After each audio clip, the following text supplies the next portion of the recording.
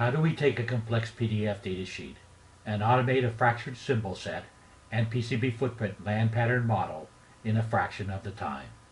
With the most advanced PDF datasheet extraction in the industry, let's bring up a complex microcontroller PDF datasheet from Texas Instruments. Indexing into the PDF datasheet and selecting the pin description table, we can extract diagrams such as this BGA map or this flat pack diagram, or tables such as this multi-pin pin diagram table. Let's extract the first page of this table with the PDF datasheet table extraction. Next, we will complete the table extraction, turning it into a PDF template, and finally tag the rows which we wish to ignore on data transfer. Selecting Export, I will transfer the content from the PDF datasheet to the Scratchpad spreadsheet. Moving to the second page of content and invoking the table extraction, completing the table with the build PDF template, and copying the tags over from the previous PDF template. I will now export the content from the PDF datasheet to the Scratchpad spreadsheet. Moving to the third page of content, I will first create a PDF table and then build the table to a PDF template, copying over the previous tags from the previous page of content, and finally transferring the third page of content to the Scratchpad spreadsheet. Let's now move to the fourth and last page of content. I will first create a PDF table and then build a PDF template from that table, copying the tags from the previous page of content. And finally, I will export the last page of content to the Scratchpad spreadsheet. Moving to the Scratchpad spreadsheet, I now have the assembled 4 pages of content. We're now ready to tag the columns of the Scratchpad spreadsheet to give them very specific meaning, such as pin name, pin direction, and pin number.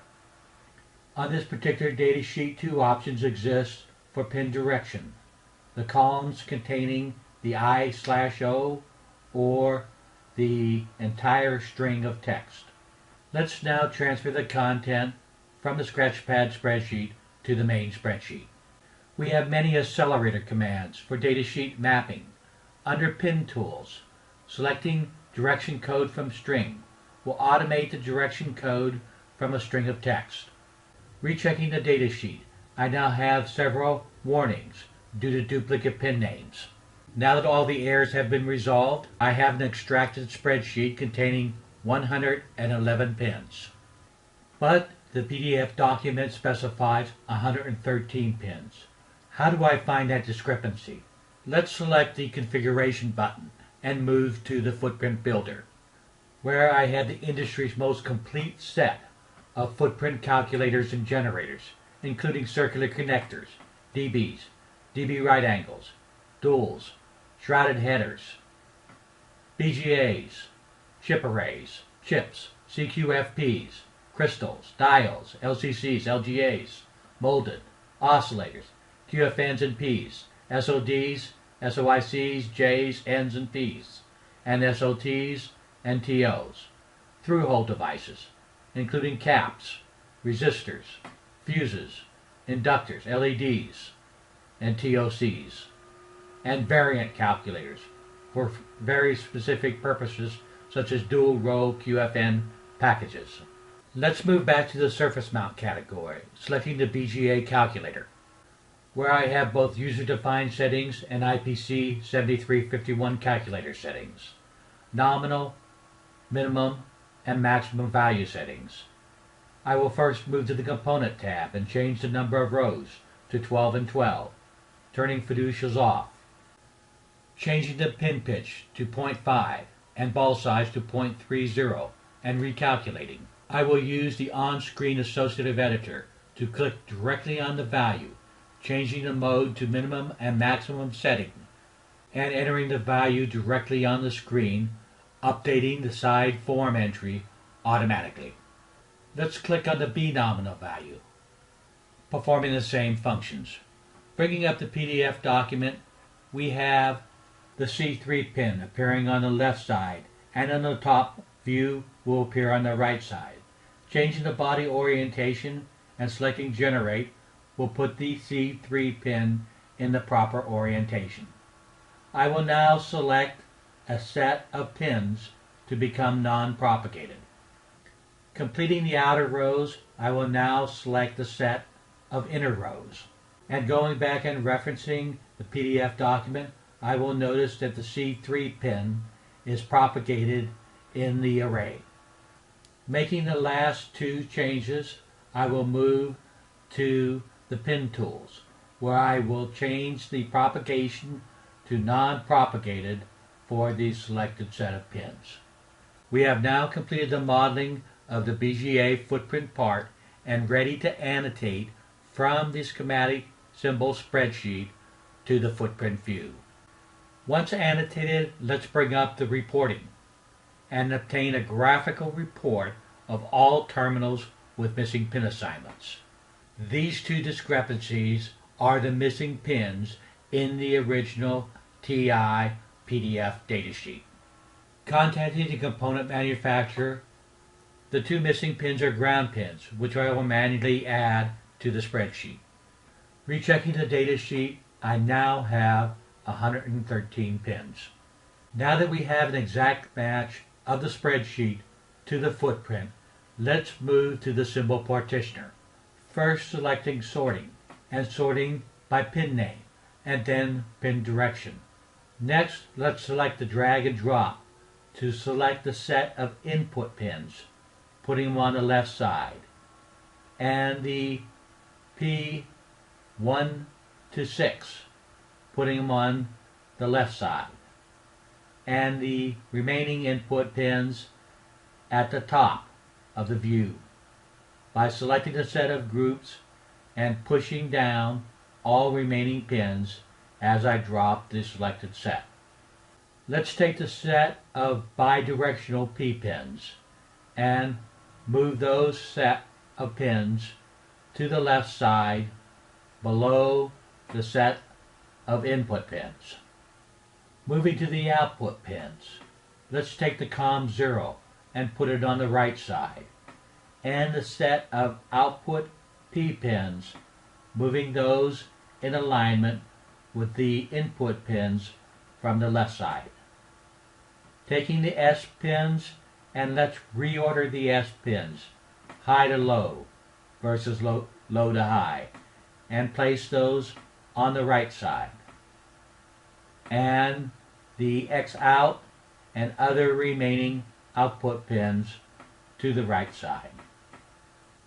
The power, grounds, and no connects, let's put on the second symbol fracture, created automatically with the next command. Putting the power on the left, the ground on the left, and the reserve pins on the right side. The reserve pins are all tagged as ground pins, or we could retoggle the pin destination to no connects.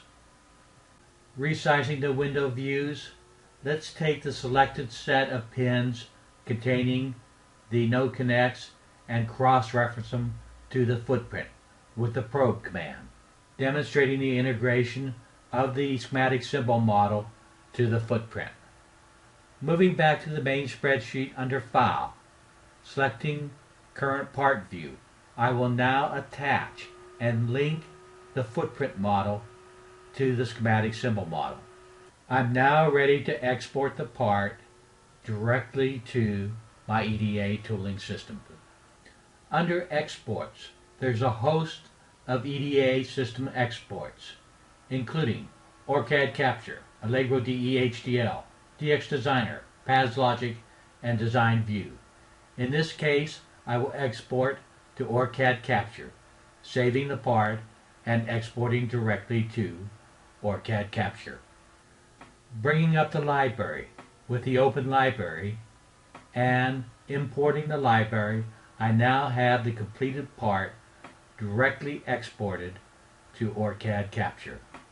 A two-part fractured symbol set with the package net listing properties. Now that we've completed the export of the schematic symbol to OrCAD Capture, Let's move to Footprint Builder. The standard Footprint Builder part is completed, but in this case, as shown in red, I have several via variances. I will first select a set of non-propagated pins that I wish to turn into vias, taking those pins and propagating them, and moving to the Pad Stack Calculator. First, selecting the Pad Variant tab, I will create a variant. Selecting the type of pad type to via and entering the pad shape, pad size, and hole size, I will regenerate and save the new pad stack as a variance. Clicking on the variance, I will swap the selected pads in the package view with the variant. I'm now ready to export the standard part with the via variances to my EDA tooling system, in this case Allegro or Pads Layout. Exporting the part directly to Allegro and bringing the part up in Allegro, I will note the via definitions and the pin definitions and the non-propagated pins in the center of the design. At any point in time we can select Generate, and the resulting variances will impact the following calculations, automatically updating any boundaries, keep out regions, or probe layers. We've now completed a complete fractured symbol set and PCB footprint land pattern model in a fraction of the time. Thank you, the EDA Builder Development Team.